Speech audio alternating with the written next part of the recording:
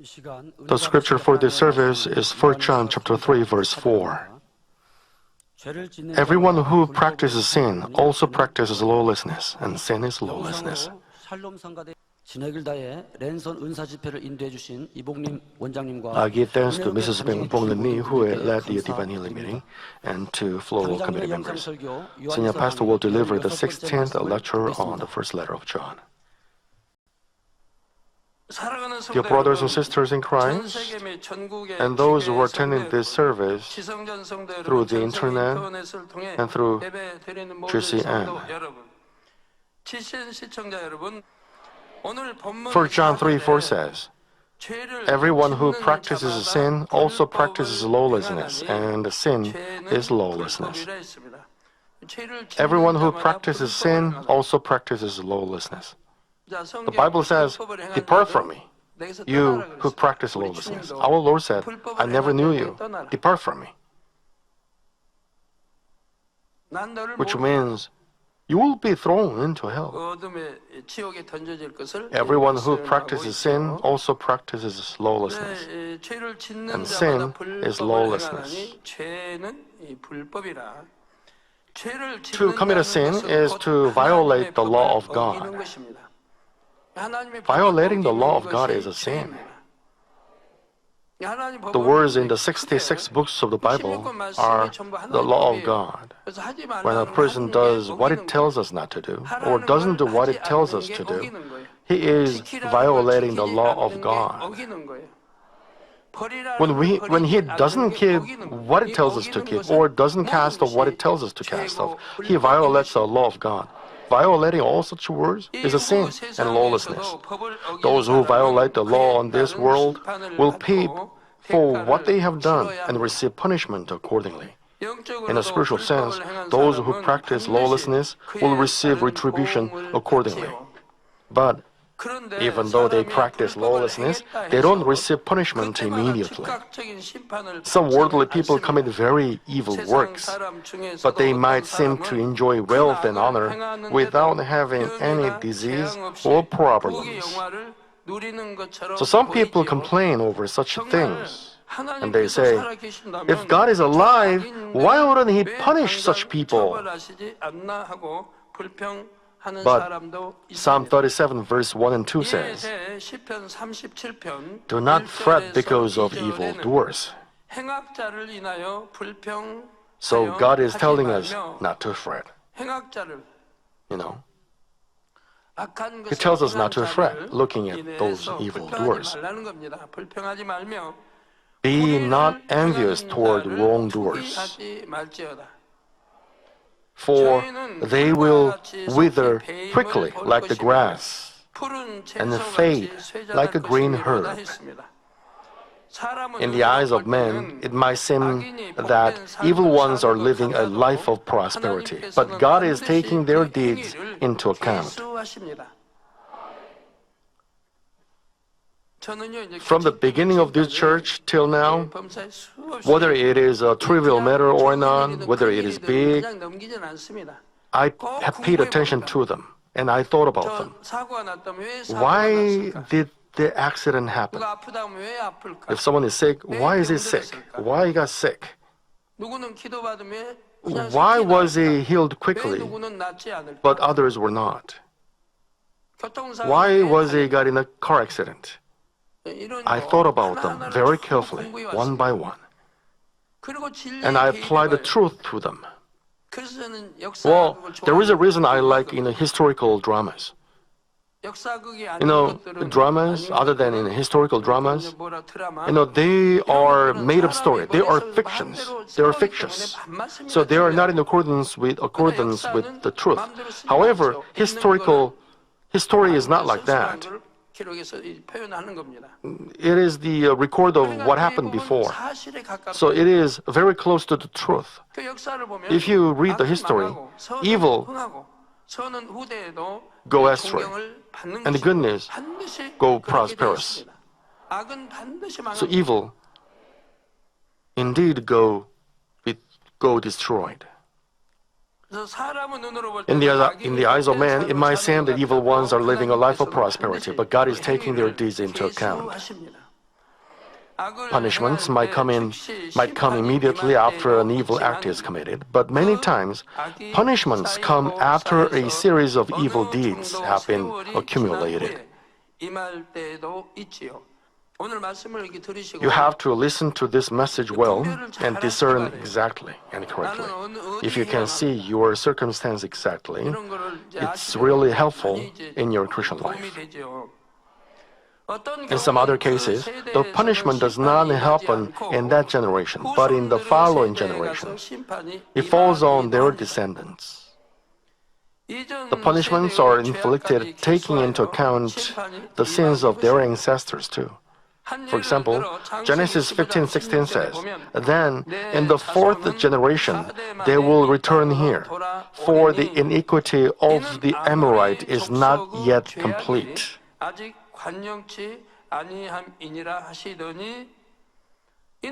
This is the word of promise that God gave to Abraham. The son of Abraham will take the Canaan land.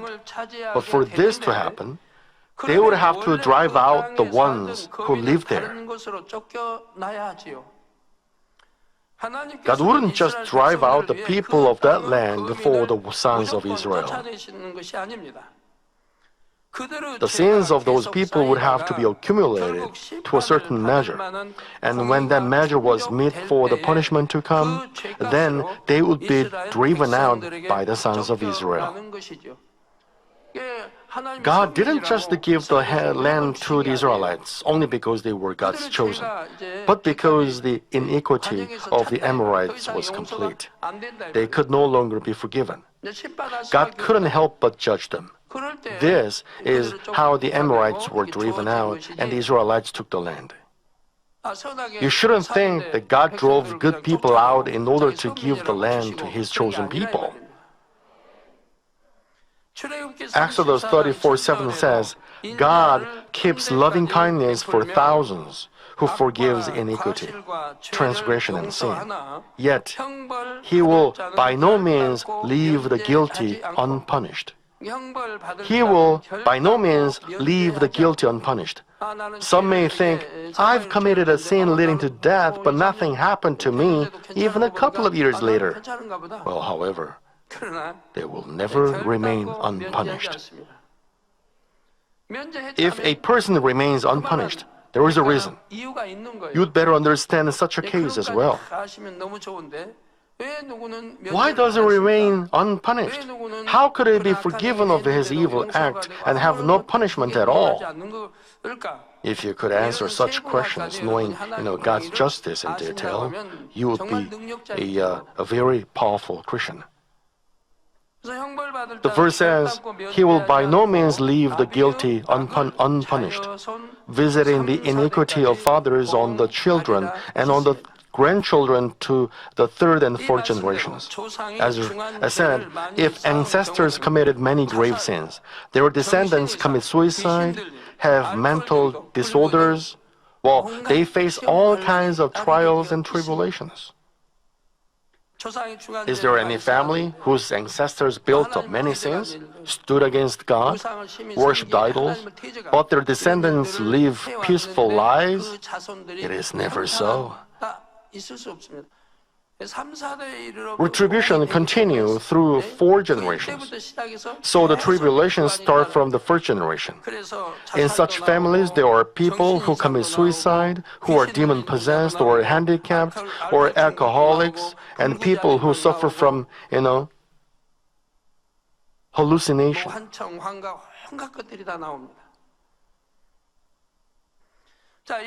Those families suffer from these tribulations. But that does not mean if ancestors are evil, their descendants have to receive the retribution unconditionally because of their ancestors. You have to keep in mind what I'm explaining to you now. One may have a question. God punishes the sin to the third and fourth generation. But why is He now saying the descendants doesn't receive the retribution unconditionally? In the Word of God, there are scriptural pairs or counterparts that join for full meaning.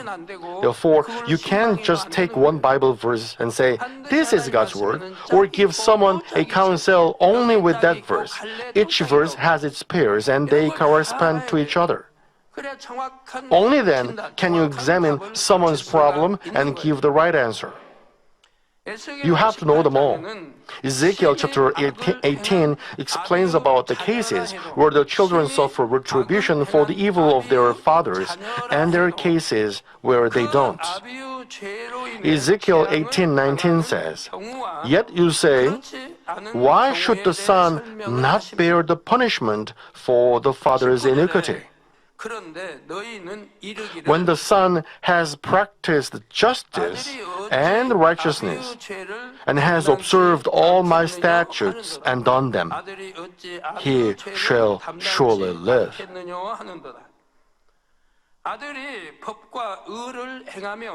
Here you see, people ask, why should the son not bear the punishment for the father's iniquity?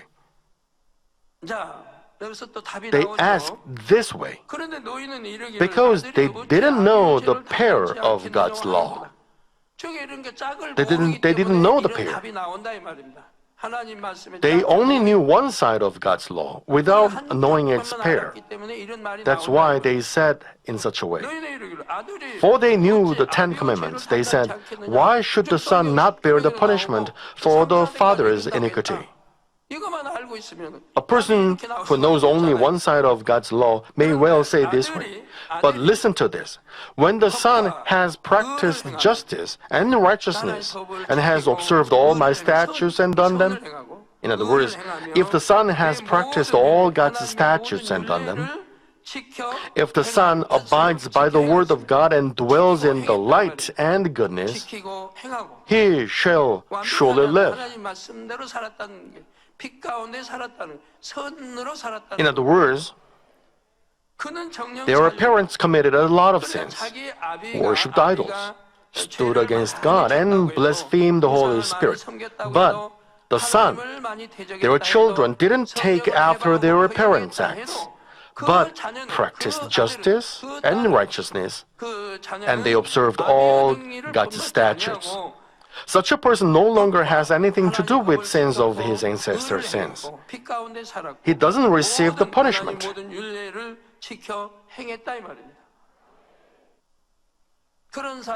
Those descendants who fear God, who live good and righteous lives, will not be affected by the sins of their ancestors.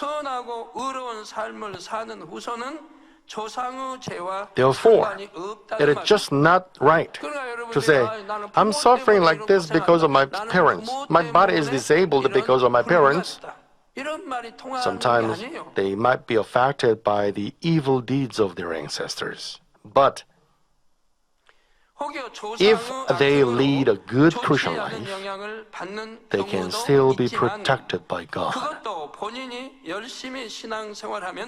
Isn't it what I'm always explaining to you? People say like this, my ancestors worshipped idols a lot. I'm having problems because I'm spiritually connected with my husband. I'm having trials and disasters because of my parents and my ancestors. I'm not being healed because of them. Well, to these people, I reply, I say like this, just go into spirit.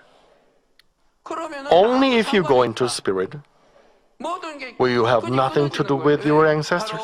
Because once you come into spirit, you are called a true son or daughter of God.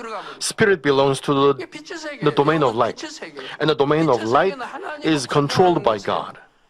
People who are at the first, second, and third level of faith remain in the domain of darkness, which is controlled by the enemy devil and Satan. But those who live in the domain of light are in the domain of God.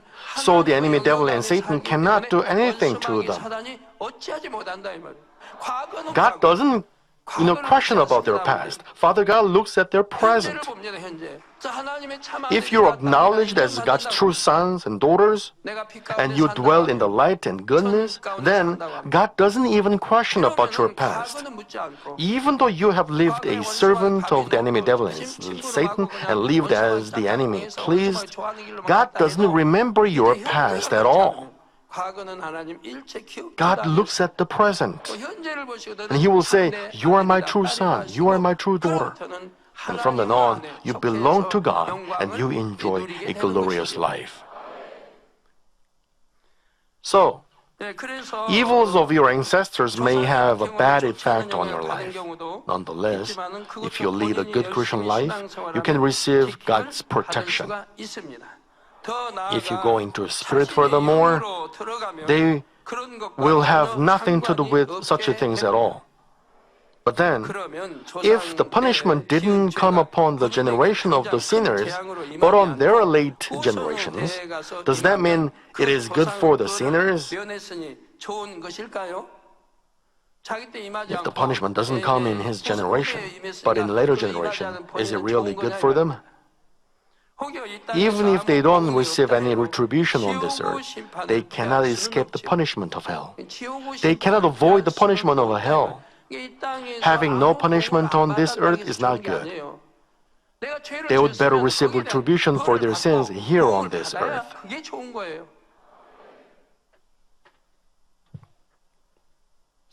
In this physical world, a criminal may avoid punishment by hiding himself. Even so, can he live in peace? Can he live in peace? No. It's better for him to get caught and spend several years in jail. Otherwise, he has to live in hiding and cannot even walk around. Moreover, spiritually, a person cannot avoid God's judgment. He goes to hell and suffers there forever. Therefore, it's better for him to receive retribution on this earth. If he gets stricken with the disease and thus gets a chance to repent, he can be forgiven and at least go to paradise or the first kingdom of heaven. For this reason, one shouldn't be happy about not having any retribution right now. Even if they enjoyed such great wealth and honor, what is the meaning of such things once they go to hell? They cannot even argue that they were once among the great men on this earth. But rather, because of the things that they enjoyed on this earth, they will receive more mockeries and pains. If we understand this justice, we'd understand that it is more blessed to receive punishment and repent rather than not receiving any punishment even after practicing lawlessness. It is even truer for those who believe in God. Even if there is no punishment after you committed sins, you shouldn't just feel fortunate and think it's okay. A person who committed a sin leading to death should uproot that sinful nature by continually praying and holding on to God. Only then God really acknowledges he is forgiven. Does this mean he cannot even go to heaven before getting rid of it? No, he can go to heaven because he received the forgiveness. Yet he has to live in fear because no one knows when he may commit sins again. But if he completely roots out their sinful nature with prayer, he is given a hope for New Jerusalem. He can say, I can go to New Jerusalem too. But before getting rid of the sinful nature, it is a lie if he says, I will go to New Jerusalem. How could he go to New Jerusalem while he still has the sinful nature which caused him to commit a sin leading to death? He should completely uproot it. Although he has been forgiven of the sin leading to death, he still has to uproot the sinful nature. Only then can he live with the hope for New Jerusalem. Let's make it clear. I want you to know this exactly. Also, our pastors have to know this exactly and teach our members in the right way. If you teach them in the wrong way, you will be judged as God said in Matthew. You face judgment for having taught them in the wrong way. Hebrews 12:8 says, But if you are without discipline, of which all have become partakers, a child of God receive punishment, but there are people who have no punishment after committing sins, then you are illegitimate children and not sons.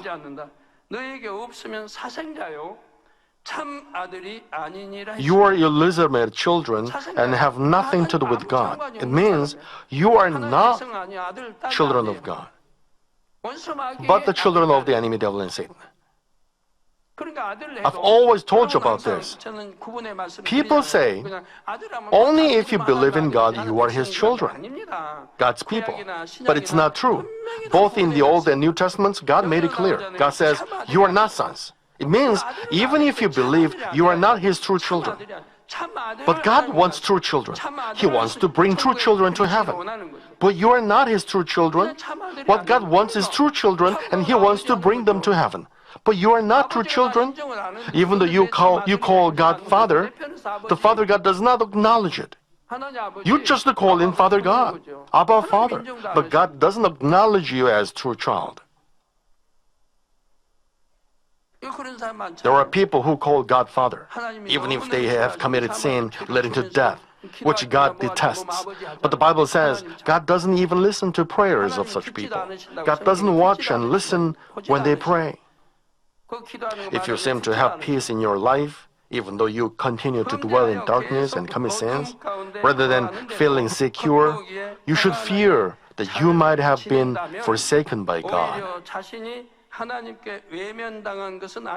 Of course, I'm not saying you will face great disasters every time you commit sins. Sometimes the retribution does not appear on the outside. You might go through some afflictions in heart or some minor things in your life to pay for your sins. Well, in some cases, people don't receive visible trials, but they go through a trial within their heart. As they go through afflictions in heart, they root out evils from their heart. They root out fleshly thoughts and evil, and then become God's true sons and daughters, who are lovable, who seem lovely to God. God knows the depths of their hearts. God knows they are not evil, but have a good heart. But they happen to commit a sin before God for some reason. They may have committed a sin because they didn't know it was a sin, or because they did it out of a good heart. They have such a good heart in God's eyes. Even so, a sin is a sin, and they are subject to trials. But in that case, they don't have a serious disease or face a disaster. Instead, they receive a trial with affections in heart. So through afflictions in their heart, they cast off even that kind of sin. By letting them receive a trial with their heart's afflictions, God gives them forgiveness and then use them for a greater purpose. In this case, they didn't practice lawlessness or committed any sin out of their evil. God works for such people in this way.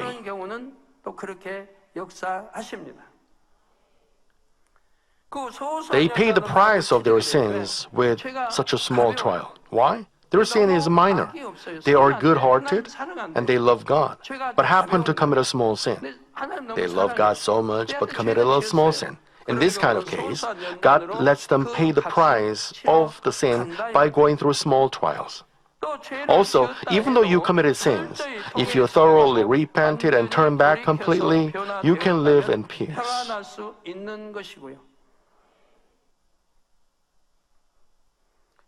Dear brothers and sisters, the justice of God is in fact so complex that human beings cannot understand it entirely.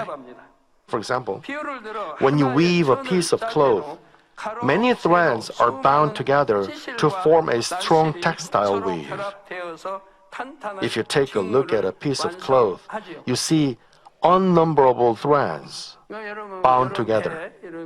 When you weave a piece of cloth, many threads are bound together to form a strong textile weave.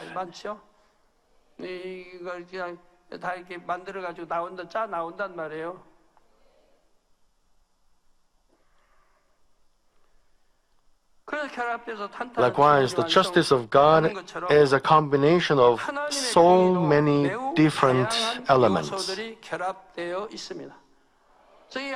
So if you have a perfect understanding of all these elements, you are such a powerful Christian. Of course, people do know God's justice to some degree. They know major rules of God's justice to some extent. But the important thing is that God's justice diverges depending on the situation. Suppose there is God's justice applied for a specific sin, and this justice is divided into other rules of justice, and these rules can be divided again. Understanding God's justice requires understanding of all other related rules of justice. God's justice can be applied differently according to each case. God's justice and His thoughts, heart, and will can be manifested in a different way. If you can perfectly understand all such things, you are a powerful Christian. If you go into spirit, your understanding of God's justice gets deeper. And if you go into whole spirit, the understanding gets even deeper. Also, the Holy Spirit leads you to understand it more easily. Well, when it comes to becoming a medical doctor, you cannot become a medical doctor in a day or overnight. It requires a great deal of studying. Those doctors have to practice and study a lot. They have to remember the names of so many diseases, and they have to understand the cause of the diseases and after effects of those diseases. They gotta know all of them. What kind of disease it is. By touching their pulse, they gotta understand what kind of sin their patients got. Whether they got a stomach upset or they have other diseases, they gotta know by touching them or by looking at their colors of their eyes or listening to their breath. But they are not the great doctors. There are even greater doctors who studied a lot more. And they may have some specific fields that they studied a lot deeper.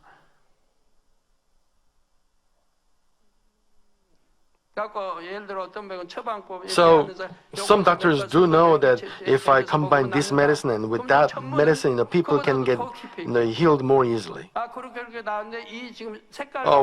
look at this color. This color is a little bit thick or dark. He needs to take another medicine, or I have to give him another in the description. We have to use a different kind of medicine for this disease. Or there might be some novice doctor who will say, if I use this medicine, it might cause bad effect on the patient. Well, if he is an expert on that disease, then he may use that medicine to cure such sick people. So depending on how much they study, how much they practice, how much they study deeper, their description, their treatment will be different. If they want to be the best of the best, just like the Veda in old Chinese history. Well, if you want to become the best of the best doctors, you should become like this. Someone had a bad, serious, headache. But the doctor knew. This famous doctor knew how to fix it. A general suffered a lot from that headache, and the doctor said, he could cure it by opening the skull. I can open your skull and then scrape those dirty things inside your brain. And once you do this, you will be healed. And you will have no pain at all. He knew it, so he said so. But the general said, you are trying to kill me. And he rather killed that doctor. It happened because he didn't know. The same goes for God's justice. Moreover, understanding of God's justice can make you live or die and make you rich or poor. 여러분 상담 하나가 잘못된 Well, 거로 그런 you can make this with your counseling. So, to give exact counseling, you need to understand God's justice and all other rules divided from it. But it's not easy. 쉬운 건 아니에요. But our 그렇지만 pastors 우리는 and our 부단히 workers, 노력해서 우리 you have to 일꾼들은, make an effort 일꾼들은 diligently 최종대 일꾼들은 to understand them all, 부단히 노력해서 깊이 있게 알아가도록 해야 to discern them 됩니다. all. 하나님의 공의를. The Almighty God counts all the different elements more accurately than the most delicate measure of this world. God judges and takes things into account accurately in accordance with His justice. He directs the lives of every person according to His justice without a single error. But man cannot always understand His justice. So sometimes they have to question or doubt and saying, why would God of justice do this? For example, concerning receiving blessings, sometimes you do one good deed in the truth and receive the answer to that same extent. But at other times, it seems that the answer is delayed even though you did many good deeds. But later, you receive a great blessing at one time. The time and method of the blessings given will be decided by the rules of God's justice, so that the best of everything will be given to each one. God knows the appropriate time to give a blessing to His dear children. He knows when it is. Now, a month later or a year later, the children may insist that they should have the blessing today. They just want it right now. But it is not so in the Father God's eyes. They might waste away everything with debauchery or have all their monies swindled away. But if God thinks they would use the money properly for their business, if the blessing was given a year later, God gives them a year later. Even if they ask God, God doesn't give them, when they are not worthy. There could be many cases. God chooses the most appropriate time to work for them. According to His justice, God gives each person blessings at the most appropriate time and in the best way. Through many sermons, I've explained, and you must have realized that there are many rules of justice that are applied when you want to receive healings or blessings. If you ask God by faith, you can receive healing of any diseases and answers to any difficult problems. But people go through different steps and processes. Each person has different levels of faith, personality, and different kinds of deeds. Considering all of this, God answers each person differently, not in the same way. Some people receive the answer immediately if they repent of their past sins. But in other cases, the answers are delayed even after they realize their sins, which were the causes of their calamities, and they repented of them completely. In this kind of case, they have to store up enough deeds of truth so that God can acknowledge they have borne the fruit of repentance. The answer will come only when they pass the trials with humbleness and heartfelt thanks until the end. In some other cases, those who ask for God's mercy to solve their problems build up more walls of sins. How could they receive an answer while building up more walls of sin?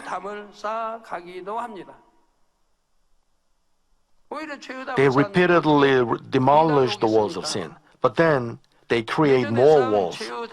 It happens many times.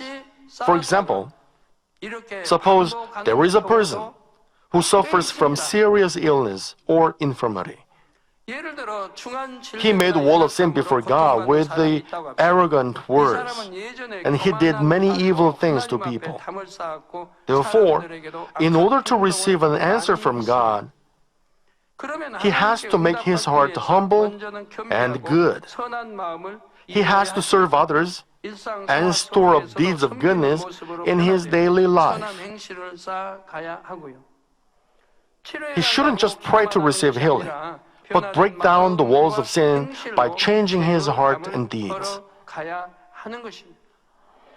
변화된 마음이 아니에요. if you are not 변화돼가는 마음이 아닙니다. changing your heart, 선한 행실을 if you don't have the 사랑, good 이런 게 deeds or 아니면 good love, 아무리 기도 내가 많이 no matter how 쌓아도 much 그게 prayers 싸움이 you 아니에요. pile up, it doesn't help. 죄를 품고 God does 죄를 not 가지고 listen 품고 if you pray 기도하면 with 하나님이 sin in your 듣지 heart. 아니하시는데, 그러고 나 You say you prayed a lot? 했다고요? You stayed all night? 그러니 문제 아니에요. It doesn't matter. 눈이 I told you many times. Some of you doze off during the service or in prayers, and they say they prayed. They prayed in idle thoughts. They prayed in sleeping. How could they receive answer? I've told you how to receive answer. If you obey what I said, you could receive answer easily. But he is so preoccupied with receiving the healing that he doesn't pay attention to the change in his heart. So he complains when he doesn't receive the answers as quickly as he wants. He disappoints God by saying something like, I repented my wrongdoings and I've been in a praying heart. I've been giving offerings and ensuring my faithfulness. So why isn't there any answer for me yet? God is not fair. Go through such words. He only makes the wall of sin higher. Instead of demolishing the wall, he is making it higher. He misunderstands God and feels uncomfortable. There is no reason to misunderstand or hold uncomfortable feelings against God. God is the God of justice. Our God is spotless and blameless. Nor does he have any forms of evil.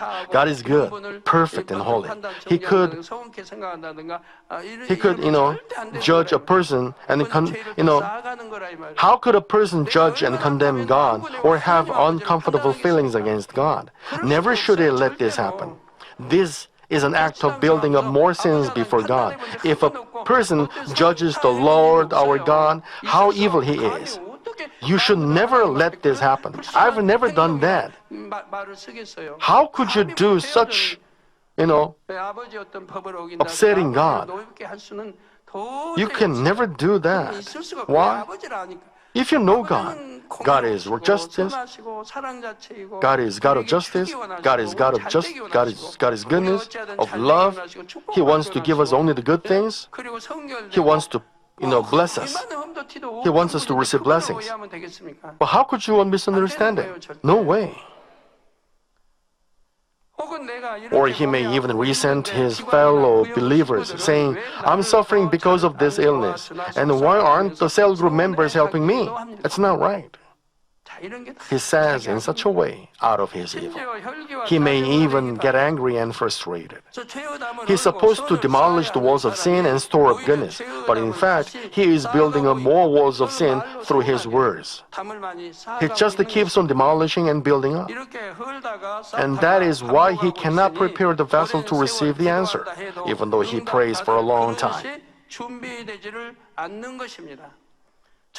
He can receive the answer more quickly when he thoroughly repents and stores up goodness before God, and without creating more walls of sin with his words, mindset, and actions. Therefore, you should never build up the wall of sin, but we should quickly come into spirit by casting off every evil within our heart. Only then can your prayer be answered. You may be curious, so let me answer that question. Please God, please help me. Please help me, give me blessing. I got debt. Please help me so that I can, pay off my debt. But he got debt because he borrowed or lended money to brothers in faith. He committed sin, and he wants to receive blessing. This kind of prayer cannot receive answer. He made God sorry, and he gives that kind of prayer. How can he receive answer then? He has to pile up goodness in the sight of God, according to justice. Please answer me, please help me. Instead, he tries hard. He must try hard to go into sanctification. How could I get rid of this sinful nature? Well, he may look well, but from time to time he got upset.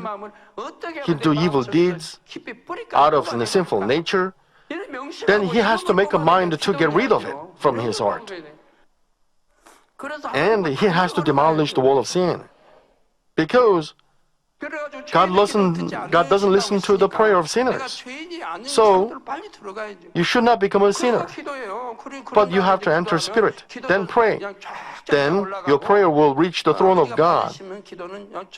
You can feel it. 본인도 느껴요. 올라가는 거. 답답한지 올라가다 마는 You can feel it whether your prayer can go closer to God's throne or not. You know that, right? 내 기도가 쫙 올라가는지 안 올라가는지. If you pray with sin in your heart, your prayer cannot reach the throne of God. So please solve that problem. The anger, hatred, ill feelings, such evil heart. You gotta diligently discover them and get rid of them.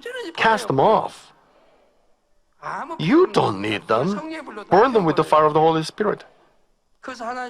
Then Father God acknowledges you as you are my true son, you are my true daughter. You got no evil. You stay in the light and goodness.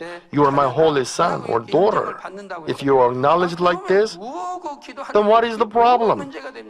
Even if you don't ask, you will receive, because Father God will give it to you. Sometimes the people suffer trials or answer is delayed because they are spiritually bound with other people and not because of themselves. Well, I will explain about it next time. 모든 죄악을 철저히 회개하고 회개에 합당한 열매를 맺고 진리 안에서 참된 자유와 평강의 길로 인도받게 하여 주옵소서. 예수 그리스도 이름으로 기도하옵나이다. 아멘. 영상을 통하여 Let's receive Senior Pastor's prayer for the sick on screen. 기도 받으실 때 아픈 분들은 Lay your hand on the sick part of your body. If you are not sick, lay your hand on your chest for the desires of your heart by faith. Hallelujah, Almighty Father God of love. Please lay your hands on those who are receiving this prayer now. By transcending space and time, show your works to your children who are receiving this prayer on the internet and through GCN in branch churches or local sanctuaries around the world. Give them the faith to believe, drive away their negative thoughts and doubts, and drive away all their tests and trials. From head to toe, all entrails, joints, nerves, tissues, and cells, whatever the sick part may be, burn them with the fire of the Holy Spirit and with the original light. In the name of Jesus Christ, I command the enemy devil and Satan, all diseases, germs and viruses and infirmities, go away, may the light come. Scorch all the terminal and incurable diseases with the fire of the Holy Spirit. Drive away all endemic diseases such as malaria. All contagious diseases such as cold, flu, and fever, go away. Protect them from all kinds of germs and viruses. Heal them of stomach, lung, liver, breast, uterine, intestinal, and all other cancers. AIDS, leukemia, cerebral apoplexy, high and low blood pressure, diabetes, thyroid, heart, lung, and women's diseases, and all inflammations be cleansed and go away. Heal them of polio, stroke, arthritis, and herniated discs. Back pain, headache, neuralgia, and all other pains go away.